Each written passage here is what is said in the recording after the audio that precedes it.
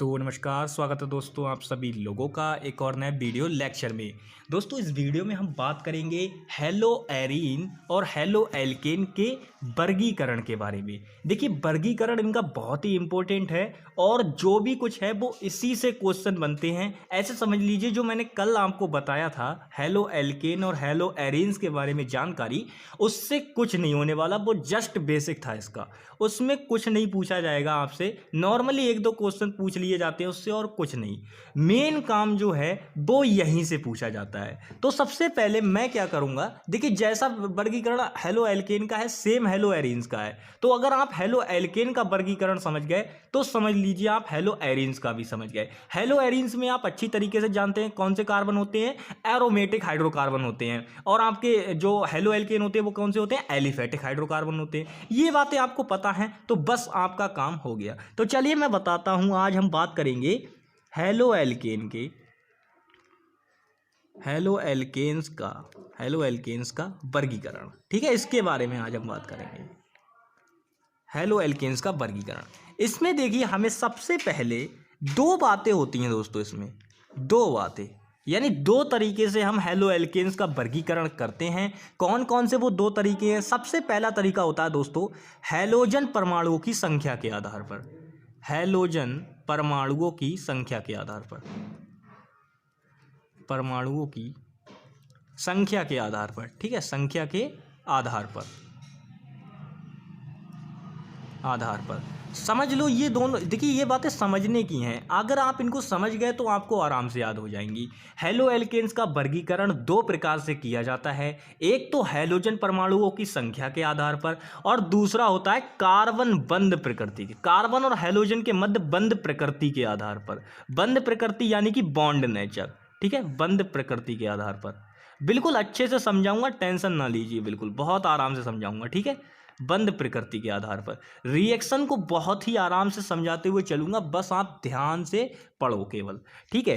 तो देखिए दो प्रकार से हमारा हेलो एल्केन्स का वर्गीकरण होता है और यही सेम प्रोसेस किसके लिए अप्लाई होता है, हेलो एरीन्स के लिए।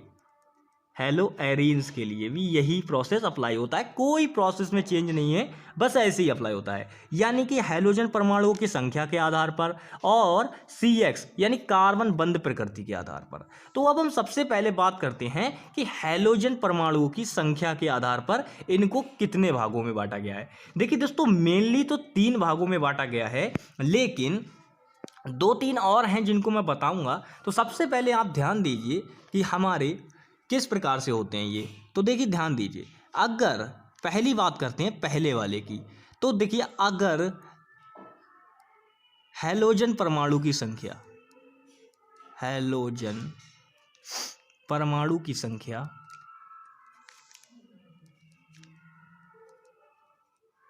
एक है, कितनी है दोस्तों, एक है। ध्यान दो यहाँ पे, अगर हैलोजन परमाणु की संख्या किसी भी एलिफेटिक हाइड्रोकार्बन या एरोमेटिक हाइड्रोकार्बन, ठीक है, यानी एल्केन में या एल्की मतलब जो आपके वो होते हैं, क्या बोलते हैं उन्हें, जो बेंजीन वाले होते हैं एरोमेटिक कंपाउंड, उनमें अगर हैलोजन परमाणु की संख्या एक है तो उन्हें क्या कहा जाएगा, तो उन्हें हम बोलते हैं, यदि एक है, एक हैलोजन परमाणु, यदि किसी यौगिक में एक हैलोजन परमाणु उपस्थित है तो उसे बोला जाता है दोस्तों मोनोहेलो एल्केन, मोनोहेलो एल्केन या मोनोहेलो एरीन, ठीक है। जब हेलो एरीन होगा तो मोनोहेलो एरीन बोलेंगे, हेलो एरीन कहा जाता है, ठीक है। जब क्या होगा, एक हैलोजन परमाणु उपस्थित होगा तो बोला जाएगा मोनोहेलो एल्केन या मोनोहेलो एरीन, ठीक है।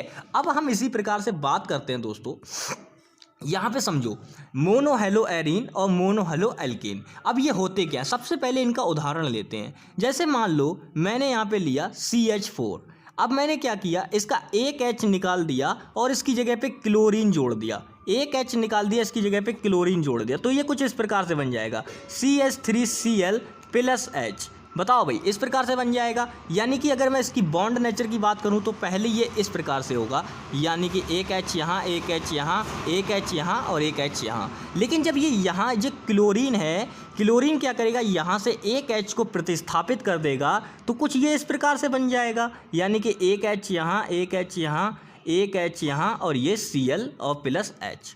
तो ये देखो ये क्या बना दोस्तों, ये बना है आपका, सीधी बात है, जब यहाँ पे एक देखिए ये एक जुड़ा हुआ है, एक ही तो जुड़ा हुआ है यहाँ पे, तो सीधी बात है जब एक जुड़ा हुआ है तो ये क्या है आपका मोनो हेलो एल्केन हो जाएगा, मोनो हेलो एल्केन हो जाएगा,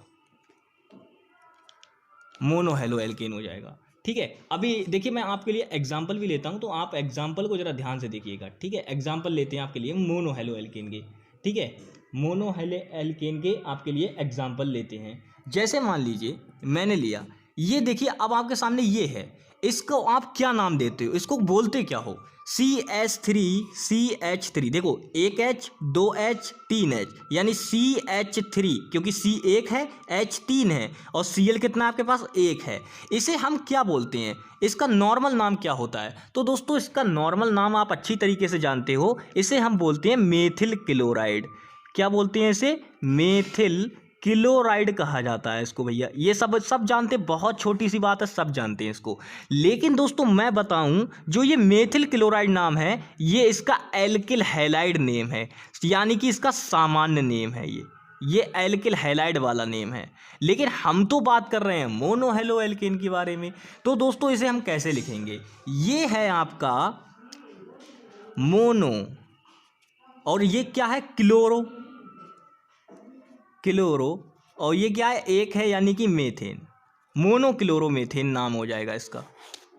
जब क्या होगा आपके सीधे दिए कि आपको जो दे रखा होगा वो क्या होगा, सिंपल उसमें एक जब होगा, एक हैलोजन परमाणु उपस्थित है। देखो यहाँ पे सब में देखो, यहाँ पे भी क्लोरीन एक है, यहाँ पे भी क्लोरीन एक है, यहाँ पे भी क्लोरीन एक है। तो जब सीधी बात समझ लो, जब एक हैलोजन परमाणु उपस्थित होगा तो वो आपके क्या कहलाएंगे, मोनो हेलो एल्केन। अब इसी प्रकार से चलिए चलते हैं डाई हेलो एल्केन के बारे में पढ़ते हैं, क्योंकि तीन प्रकार के होते हैं, die halo alkane, try halo alkane. और उसके बाद अगर इनसे ज़्यादा हैलोजन परमाणु उपस्थित होते हैं तो हम उनको सीधे बोल देते हैं पॉली हेलो एल्केन। क्या बोलते हैं दोस्तों, पॉली हेलो एल्केन। तो चलिए बात करते हैं डाई हेलो एल्केन के बारे में। डाई हेलो एल्केन, इनके बारे में बात करते हैं दोस्तों। डाई हेलो एल्केन, देखिए डाई हेलो एल्केन जो होते हैं दोस्तों, इसमें हैलोजन परमाणु की संख्या बताता हूं सबसे पहले मैं आपको।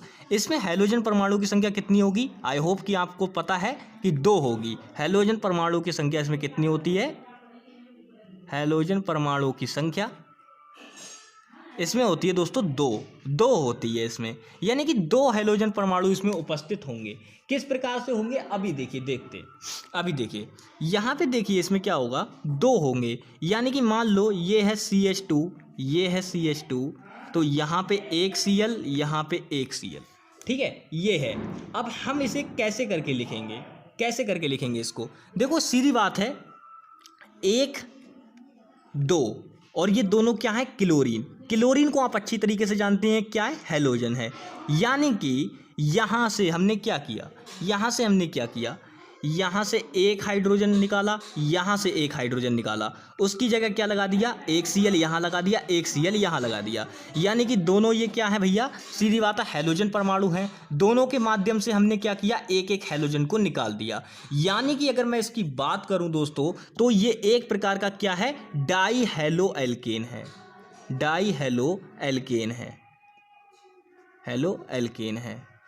ठीक है, डाई हेलो एल्केन है। अब हम इसका नाम लिखते हैं दोस्तों, ये क्या है, इसका नाम लिखते हैं। तो नाम लिखने की जरूरत, देखिए ये है आपका C और ये है आपका C, यानी कि 2 तो हमारे पास C हैं, और ये है 2H और ये है 2H, यानी कि ये हमारे पास हो गया H4, क्योंकि सिंगल बॉन्ड है तो ये जुड़ जाएंगे, ठीक है। तो C2H4 और ये है 2Cl जो कि इन्हीं H पर जुड़े हुए थे। यानी कि सीधी बात अगर देखूं मैं, तो ये कौन सा ग्रुप है, एथ, यानी एथेन है, एथेन, ये क्या है आपका, एथेन है। क्योंकि इसमें क्या हुआ है, हमने क्या किया है कि देखिए C2H6 फॉर्मूला होता है एल्केन के लिए, एथेन वाला, आप निकाल के देखो, आप निकाल के देख लो तो यही आएगा। तो हमने क्या किया है, 2 हाइड्रोजन परमाणु को निकाल दिया है और उनकी जगह 2 Cl लगा दी है, तभी तो ये बचा है, तभी तो ये बचा है C2H4Cl2,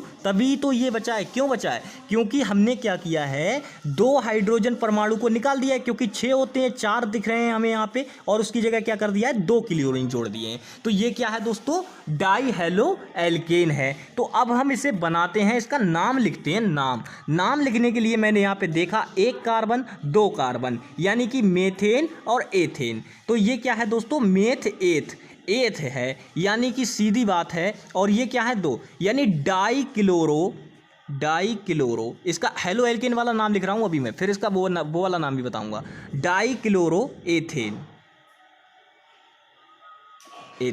ये नाम हो जाएगा दोस्तों इसका सिंपल।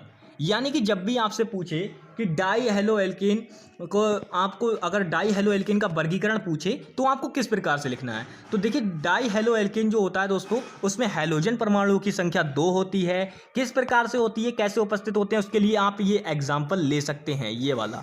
ठीक है, इसमें मैंने आपको पूरी अच्छी तरीके से एक्सप्लेन किया कि कैसे कैसे क्या हुआ है। ठीक है, डाई क्लोरो एथेन, मैंने इसका नाम भी बता दिया। ये जो नेम है दोस्तों, कौन सा नेम होता है, IUPAC नेम होता है। और एल्किल हैलाइड वाला जो नेम होते हैं वो कैसे होते हैं, सामान्य नेम होते हैं। ये बात मैं आपको बता चुका हूं पहले ही। चलिए अब हम बात करते हैं ट्राई हेलो एल्केन क्या होता है। ट्राई हेलो एल्केन, अब हम इसके बारे में बात करते हैं दोस्तों। ट्राई हेलो एल्केन क्या होते हैं। तो दोस्तों देखिए, ट्राई हेलो एल्केन में आप अच्छी तरीके से जानते हैं कि जब हमने मोनो की बात की तो हैलोजन परमाणु की संख्या 1 थी, जब हमने डाई की बात की तो हैलोजन परमाणु की संख्या 2 थी। अब हम बात कर रहे हैं ट्राई से हमारे दिमाग में आ रहा है 3, यानी कि जब हैलोजन परमाणुओं की संख्या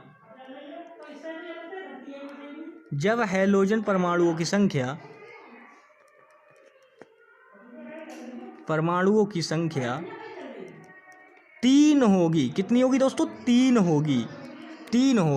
तो ये क्या हो जाएगा, जब 3 होगी तो हम इसे क्या बोलेंगे दोस्तों, ट्राई हेलो एल्केन बोलेंगे। क्या बोलेंगे, ट्राई हेलो एल्केन। यानी ट्राई हेलो एल्केन कब होते हैं, जब हैलोजन परमाणुओं की संख्या, ठीक है, किसी भी हाइड्रोकार्बन व्युत्पन्न में हैलोजन परमाणुओं की संख्या 3 होती है। कितनी होती है, 3 होती है। तो वो क्या कहलाते हैं, आपके ट्राई हेलो एल्केन कहलाते हैं। चलिए अब हम इसका उदाहरण लेते हैं जिससे कि हमें ये अच्छे से समझ में आ जाएगा।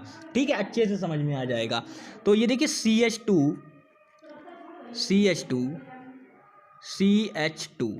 ट्राई हेलो एल्केन है, 1 क्लोरीन यहाँ, 1 क्लोरीन यहाँ, 1 क्लोरीन यहाँ। मैंने बताया आपको कि सबके मध्य सिंगल बॉन्ड है। ये देखो यहाँ पे भी सिंगल बॉन्ड, यहाँ पे भी सिंगल बॉन्ड, यानी कि ये एल्केन है। यकीन नहीं हो रहा है तो देख लो, C3, और ये देखो ये यहाँ पे कैसे होगा, 3 है। तो यानी कि अगर आप इसको CnH2n+2 फॉर्मूले में रखोगे और n की जगह अगर आप 3 रखोगे तो ये C3H8 हो जाएगा। अब 8 होने से क्या होगा दोस्तों, यहाँ पे देखो, बात को ध्यान से समझो। 8 होने से क्या होगा, ये 3 निकल जाएंगे H और इनकी जगह जुड़ जाएंगे 3 क्लोरीन। तो ये फार्मूला बन जाएगा C3H5, ठीक है, और Cl3, कुछ इस प्रकार से बन जाएगा फॉर्मूला। तो अब देखो ये हो गया ट्राई क्लोराइड। क्या बन गया, ट्राई क्लोराइड, क्योंकि Cl की परमाणुओं की संख्या कितनी है, इसमें 3 है, जो कि ऊपर दिख रहा है। ट्राई हेलो एल्केन और ट्राई क्लोराइड बन जाएगा। अब इसका अगर मैं जो आपका एल्किल हाइलाइड वाला नाम होता है अगर वो लिखूं तो ये होगा, देखिए दोस्तों, मेथ एथ प्रोप, यानी प्रोपिल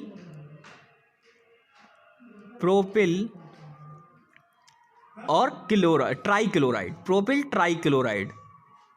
क्लोराइड अपने आप से लिख लेना, प्रोपिल ट्राई क्लोराइड इसका नाम हो जाएगा। इसका जो नाम होगा एल्किल हैलाइड वाला वो क्या हो जाएगा, प्रोपिल ट्राई क्लोराइड। अगर IUPAC नेम की बात करूं मैं इसके ही तो क्या हो जाएगा, तो देखिए दोस्तों, 1 है, 2 है, 3 है, यानी कि ट्राई। और देखिए क्योंकि क्लोरो है, क्योंकि हाइड्रोजन क्या लगाया है हमने, हेलो की जगह हम क्या लगाएंगे, जो भी हमने हाइड्रोजन लिया होगी, यानी हमने लिया है क्लोरीन लिया है तो हमने लिया ट्राई क्लोरो। और देखिए ये क्या है, आपका 1 कार्बन है यानी कि मेथ हो गया, 2 कार्बन है यानी कि आपका ये मेथ हो गया, ये एथ हो गया और ये प्रोप हो गया, यानी ट्राई क्लोरो प्रोपेन इसका नाम हो जाएगा। ठीक है, ये इसका नाम हो जाएगा। तो आई होप कि आपको ये जो बंद प्रकृति मैंने आज आपको बताई है, हैलोजन परमाणुओं की संख्या के आधार पे जो मैंने इनका वर्गीकरण बताया, वो आपको अच्छे से समझ में आया होगा। और इसमें जो नॉर्मल छोटी छोटी बातें हैं जो कि आपको लग रहा होगा कि अभी मैंने आपको नहीं बताई हैं, जैसे मैं आपको बता देता हूँ, थोड़ा सा हिंट्स देता हूँ कि मैं कल आपको क्या बताने वाला हूँ। तो दोस्तों कल मैं आपको बताऊँगा जो ये डाई हैलो एल्केन है, इनके टाइप बताऊँगा। ये दो प्रकार के होते हैं, डाई हैलो एल्कीन दो प्रकार के होते हैं। एक होती हैं बिस्नल डाई हैलाइड, एक होती हैं बिस्नल डाई हैलाइड, और एक होती हैं geminal di halide. Geminal di halide यानी दो प्रकार के होते हैं, और मैं दोनों प्रकार आपको बताऊंगा कि कैसे होते हैं। ठीक है, उसके बाद हम बात करेंगे जो कार्बन हाइड्रोजन बंद प्रकृति होती है, उसके आधार पर हैलो एल्केन जो होते हैं वो कैसे होते हैं, उनके बारे में मैं बात बताऊंगा। जिसमें कुछ नहीं होता है, केवल आपको कार्बन का संकरण पता होना चाहिए, यानी हाइब्रिडाइजेशन जो कार्बन ऑर्बिटल होता है उसके बारे में अगर आपको जानकारी है तो कोई दिक्कत नहीं आने वाली है। अगर हाइब्रिडाइजेशन आपने फर्स्ट ईयर में पढ़ा होगा तो आप बहुत आराम से वो भी आप कर लोगे। तो मैं आपको बताऊंगा, बहुत ही सिंपल तरीके से बताऊंगा और आपको बहुत अच्छे से समझ में आएगा। तो चलिए दोस्तों, मिलेंगे नेक्स्ट वीडियो में, तब तक के लिए bye bye, take care and Jai Hind दोस्तों।